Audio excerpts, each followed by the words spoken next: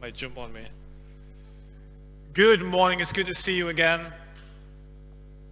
Welcome to our online church this morning. I've just been sharing with church this morning in the house. And if you're online this morning and you're part of our church, let me share with you just for 1 minute. We're calling this week the church to a week of prayer. And so we'd love for you, online church, to be part of what we're praying this week. We're praying for the church, our church. Even though there are so many needs, we're setting aside some time to pray for needs within our church. And how that will work is, from tomorrow morning, I'll send out on our prayer WhatsApp page, because our church has a WhatsApp prayer group. And so if you want to be part of that, if you can get part, let us know if you want to be part of that, if you're not part of it already. Otherwise, just send us a text, send us a message, and we'll send the prayer needs out to you as well. We'd love for you to join with us this week doing that. So I've got a word for somebody this morning. You know, when some Sundays I bring a message and I'm never quite sure if it's for anybody. I just put it out there, whether it's for now or for later on. But this morning, you know, when you just know that you know that you know that you know that you know that someone needs to hear this. And I just know that this is one of those messages this morning that I know someone needs to hear. It's going to help somebody, whether you're here or online. So I want to talk this morning for a few minutes on the subject of, the title is, Sometimes It's Better Not to Ask.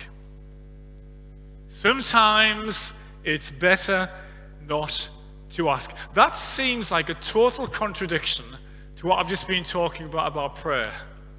It seems like a total paradox, a total contradiction when I'm talking about prayer. Now I'm saying sometimes it's better not to ask. Have you ever, like one of those games, isn't it?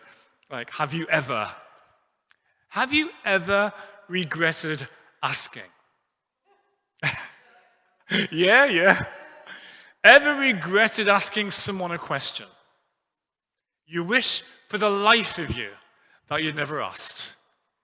Have you ever asked someone for advice? And then, as you're asking for advice, listening to the answer, wish you never asked. Ever asked somebody for their opinion? And boy, they give you their opinion and you wish you'd never ask. Because the reason is, sometimes when you ask someone a question, sometimes people answer in riddles. Have you met people like that? You ask them a simple question, and the answer in total riddles. Like, you've got to try and work out what they really mean when you ask them the question. Because sometimes people answer at length. You ask them a short question, and you get a lengthy answer which goes on and on and on and on and on. Because sometimes people will tell you what you don't want to hear. That's the danger in asking a question, is that sometimes people will tell you what you don't want to hear. The danger with asking a question is that sometimes people will answer your question with a question. Wise people do that. Wise people, when they ask a question, very rarely give a straight-out answer.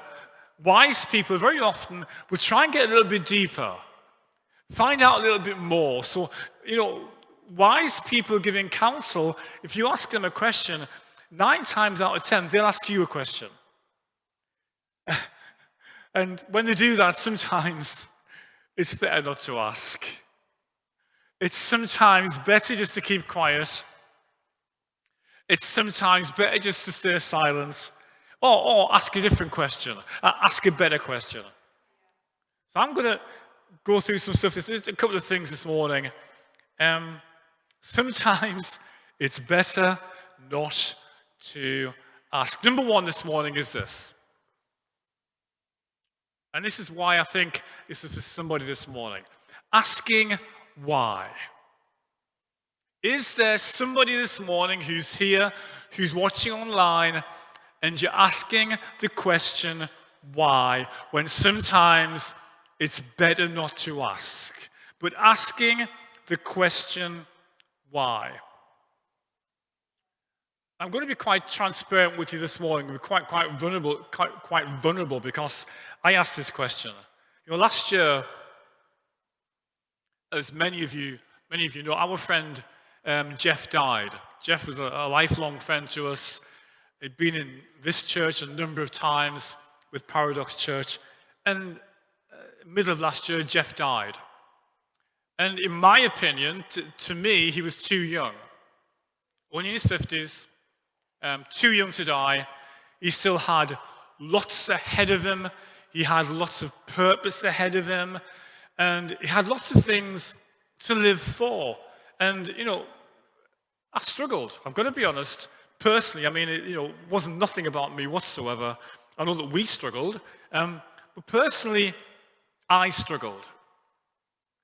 Because we'd prayed over and over and over again. We believed for healing. And, I looked at my phone this week and I've got a text from Jeff from the November before he died. And he sent me a text saying, "It's going really well. I'm feeling a lot better. I'm looking forward to seeing you." Just like jokingly, I'm looking forward to seeing you at Disney in Orlando, Florida, because we used to meet them there for coffee. And that's still on my phone. I haven't deleted it. I kept that. And a few months later, Jeff had died. And I was confused. I've got to be honest, I was really confused. Because he improved. And he died.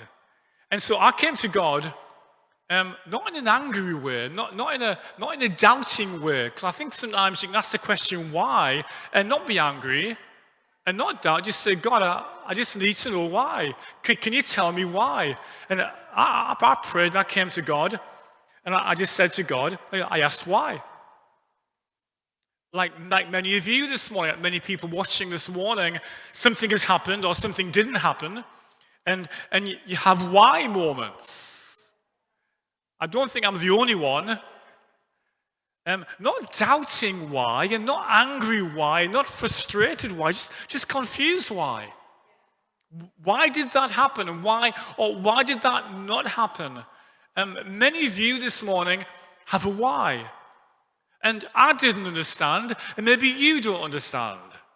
I was confused, and maybe this morning there's somebody here that's confused because you prayed for something, believed for something, and it didn't happen. I was hurt, and maybe there's people here this morning who are hurt. And as I said to God, I said, "Not again," because I prayed for people before, and this has happened. Not again. Maybe there are people here in not again moments. "Oh God, I can't go through this again. Not again." Is anybody in a why moment this morning? Anybody in a why season this morning? Struggling to get past why? Just some people are just stuck on why. Some people never get past why. They ask why for years and never get past the question of why. And sometimes people get bitter and people do get angry and people do get frustrated and people do leave because of why. For some people, the why defines the rest of their lives. If you talk to somebody who's ever asked the question why, never had an answer for it, that why, that they keep going back to, "Well, I don't understand why that happened. And when they died, or when they left me, or when they hurt me, or when they abused me, why, God? Why didn't you answer prayer? Why didn't you intervene? Why didn't you heal? Why didn't you provide? Why didn't you..." All this kind of stuff. And why can be a real problem. Especially when they don't get an answer. Especially like last week when I said, when people are met with the sound of silence. Asking why and not getting a reply. Or the why is answered with some very well-meaning religious sound bites. You know what I'm talking about? When people try and explain why and try and define why, well, it must have been meant to be. That doesn't help anybody. Or God's got a bigger picture. Sounds very spiritual, but it doesn't actually help me understand why. Oh, it was God's will. It must have been God's will. All things work together for good. Trying to answer the whys, or God's ways are higher. All of those things are true. Don't get me wrong, and they're very well meant, but they don't answer my question, why?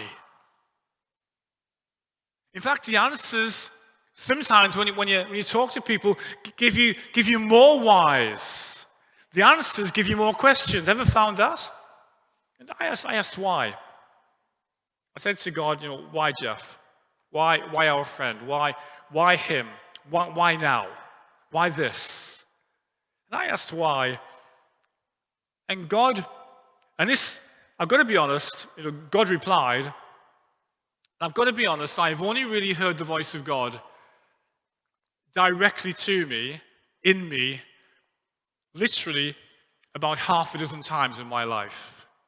That's half a dozen times in almost 50 years.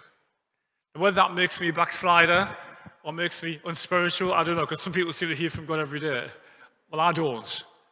Literally half a dozen times in a lot of years, I've heard directly from God, knowing it was God without doubt. Because you do know when it's God, right? You know when it's you know when it's the devil, and you know when it's God. Now, I knew this was God, and so I got a reply. And then I discovered the title of this message, Sometimes It's Better Not to Ask. And God led me in the reply to John 21. And this might really help somebody this morning. John 21, verses 20 to 23. I'm reading from the Message. But it basically says the same thing in all of the translations. I've read quite a few of them. And it more or less says the same thing. This is after the resurrection of Jesus. And this is John 21, verses 20 to 23. And this was God's reply to me. Just to put it in context.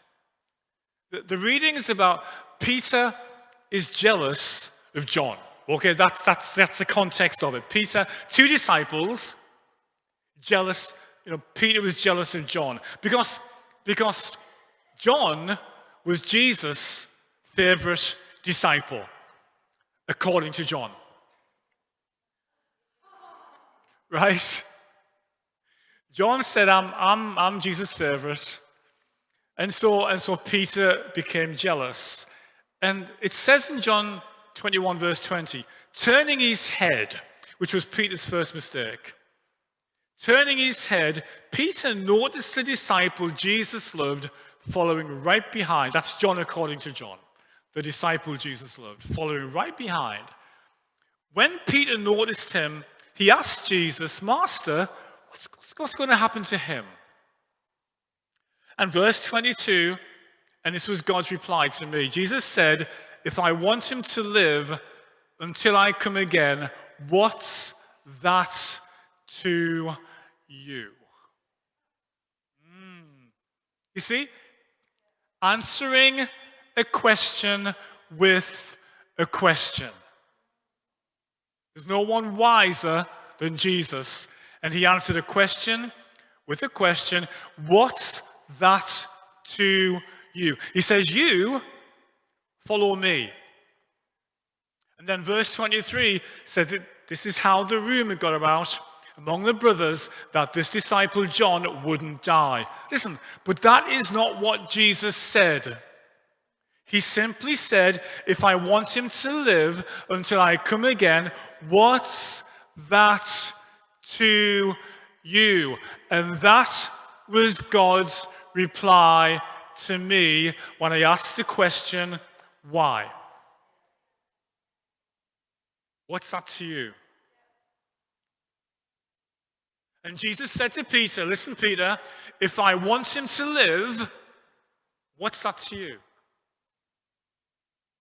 He said, "Peter, if I want him to die, what's that to you?" He says, "Peter, if I bless him, what's that to you?" He says, "If I don't bless him, what's that to you?" He said, "Whatever I do, Peter, what's that to you?" He says, "You Just follow me. Oh, Peter, you'd have been better off not asking. You see, Peter was more concerned about the outcome for somebody else than his own. He was more concerned about answers for somebody else's life than his own. What's going to happen to them? What's going to happen to him? He was more concerned about somebody else's journey than his own. The problem was, when Peter talked about John, it wasn't concern. It was nosiness. Jesus, what's going to happen to him? It wasn't concern. Peter was jealous of John. Peter would rather John wasn't even there. It was just nosiness. It wasn't concern. It was meddling. Be careful with people who show concern disguised as nosiness and meddling. That's all I've got to say this morning. Be careful. Because some people's concern is genuine. Don't get me wrong, some people are genuine, but some people's concern is nosiness. And some people's concern is meddling. Peter wasn't concerned, he was nosy. And he was meddling and questioning. Point number 2 this morning is this. First of all, asking why.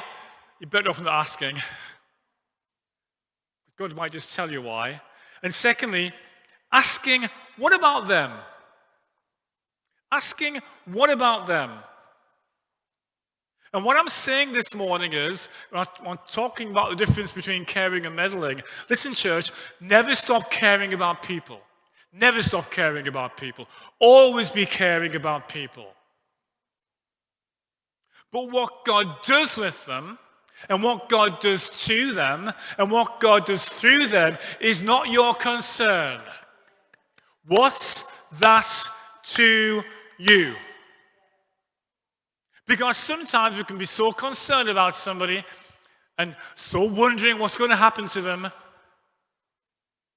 that it's borderline nosy. But on the back of that, don't stop caring. Keep caring in the right way about people.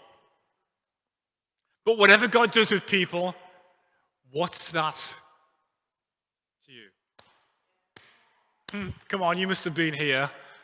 Have you been in this place? When you've seen people who you know have lied, and you know they've lied because you were at the end of the lie. When you've seen people who have lied still being blessed. What about them, God? They lied, and you're still blessing them. Come on, somebody. People who've hurt us. People who've hurt you.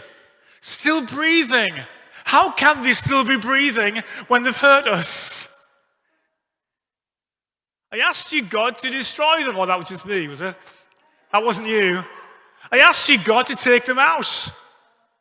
And they're still breathing. And they hurt me. Why? People who left you and are still prospering. Oh, man. How do you deal with that when you've prayed more than them? And they've had answers to prayer before you.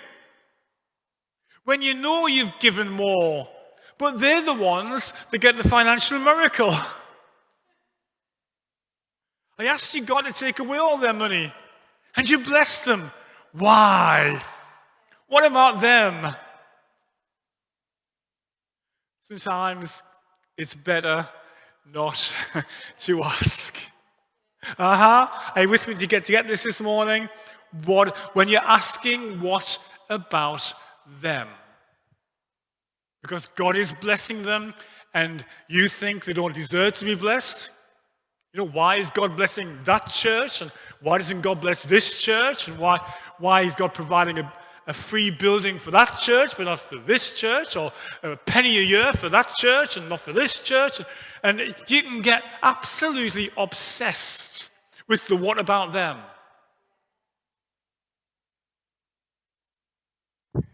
And God's reply to me, when I questioned why somebody wasn't healed, God's reply to me when I questioned why someone had died too early was, what's that to you, David?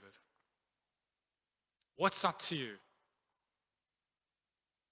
And God said, you, he's talking to Peter, but then he said, David, you follow me.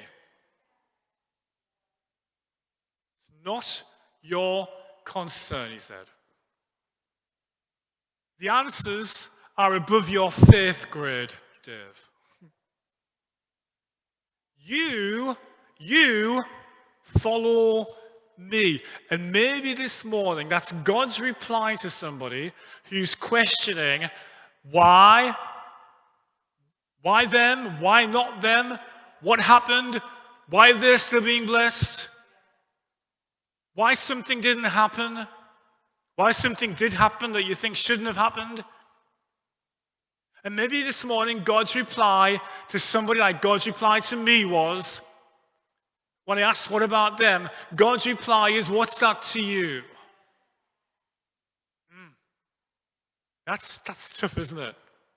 That's why sometimes it's better not to ask and zip it and keep quiet. But if you're like me, I like to know why.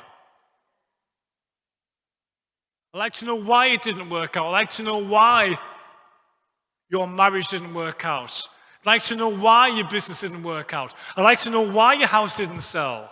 I'd like to know why you're living where you live or you ended up where you were. This happened and that happened. I'd like to know why the relationship broke up.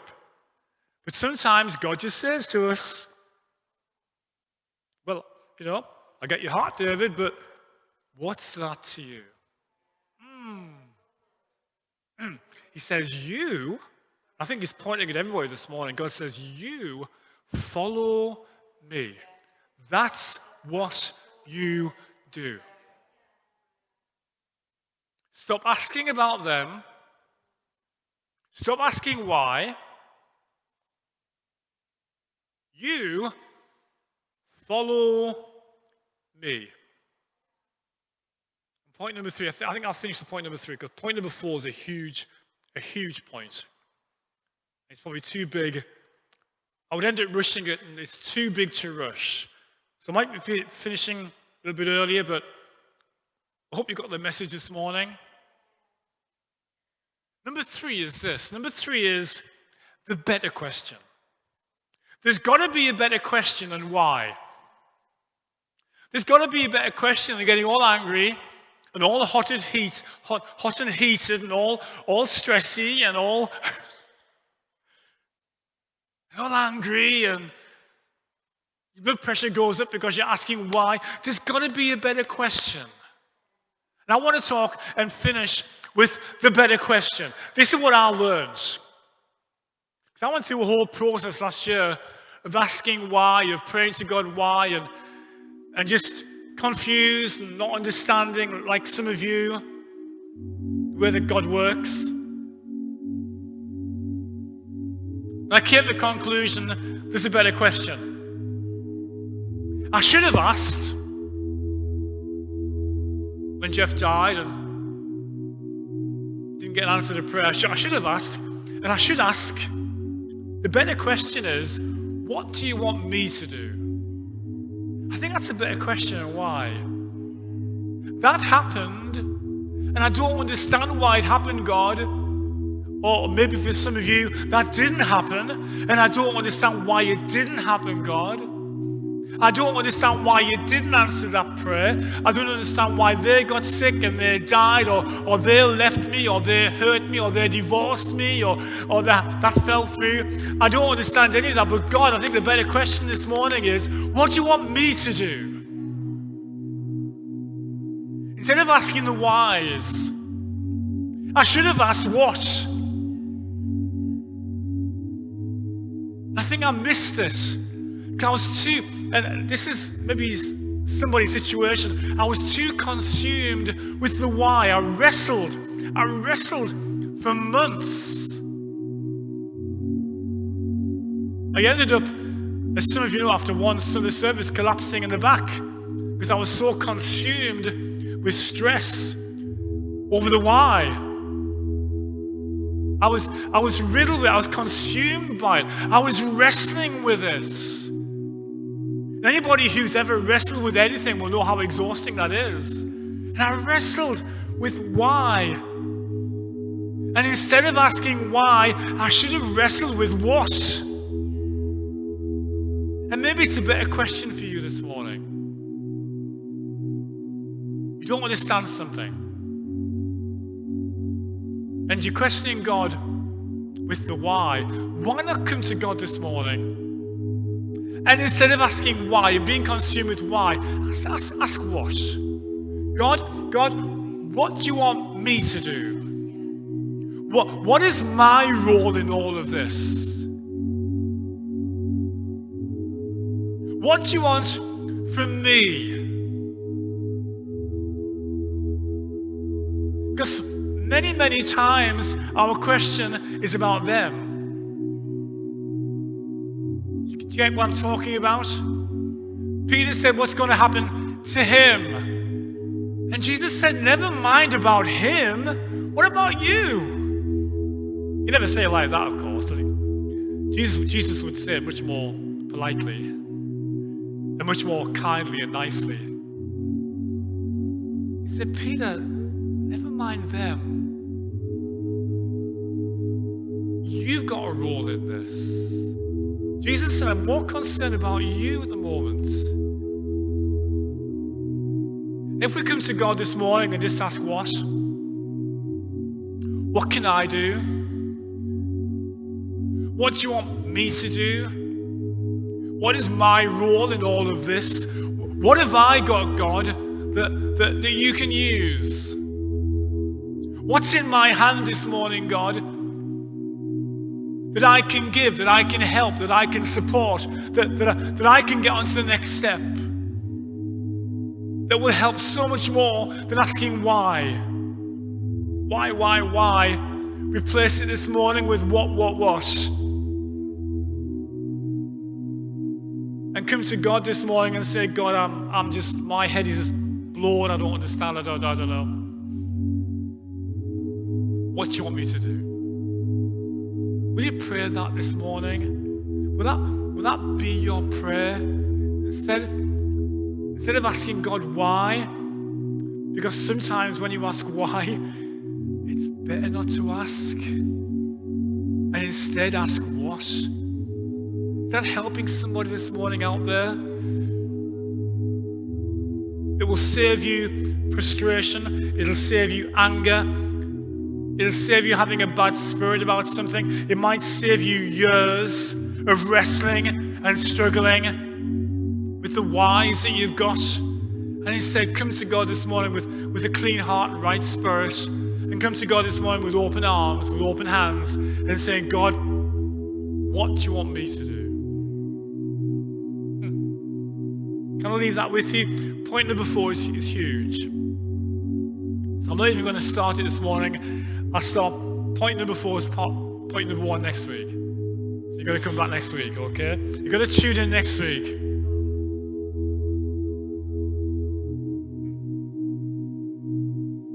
Come on, let's pray. Let's stand and pray.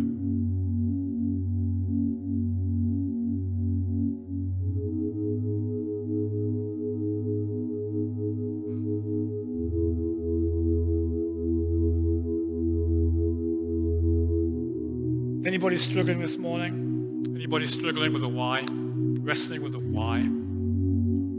If not this morning, then maybe next week. Maybe next month. This might come into your life. I think it's in somebody's life right now. I know it is. I'm confident this morning that word is for somebody here or watching or listening online who is in a why moment. And boy, you're struggling. I'm going to pray this morning, God will help us. That God will bring a better question to somebody. God will suggest a better question. God suggested to me, try asking what? Maybe there's a better question for you this morning. I'm going to pray for you this week that the struggle will stop, the anxiety will stop, the doubting will stop, the anger will subside, the confusion will become clear. When you stop asking why and start asking what. Father, I don't know who this is for this morning apart from me. But whoever this message is for this morning, I commit them to you. And I pray for all the people asking why, all the people hurt and asking why, all the people disappointed and asking why, all the people asking why about somebody else, people asking why about unanswered prayer, asking why things didn't work out. And I pray for people this morning, you will suggest a better question to them. That God will help them. That this week we'll see answers to prayer. This week we'll see overnight miracles. As we come back next Sunday, there'll be stories about how people have been set free, how people have been helped by not asking the why, asking a better question instead. God, we all ask this morning, in all of the prayer requests we've got, we ask this morning, what can I do? How can I help? What's my role in this? And we all have open hands this morning, open arms, clean hearts and right spirits, and say, God, what do you want me to do? And I pray this and believe it in the highest name this morning. In the highest name. God set people free. Who the Son sets free is free indeed. In the highest name of Jesus. Jesus set people free. Amen. Amen. Amen. See you next Sunday. Have a great week.